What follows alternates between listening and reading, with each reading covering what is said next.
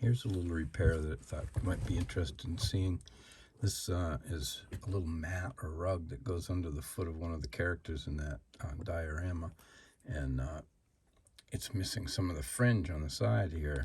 And so what I did was I cleaned up the edges, squared them up good, and then you can see it's fairly thin, so I don't have a lot to work with. But I took my file and I feathered it back, like, tapered it, and then I made a little piece that fits in.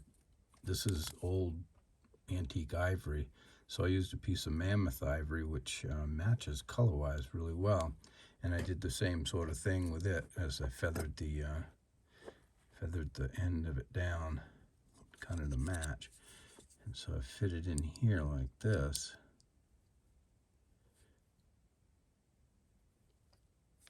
And well, it goes up, flatten it down proper. But there. And that stays pretty good. So all I'll do is I'll hit that with a little super glue, which is great for little things like this. And then trim it up and carve the fringe into it, and it'll be done. Thought you'd get a kick out of that. Thanks for checking it out. Have a good day.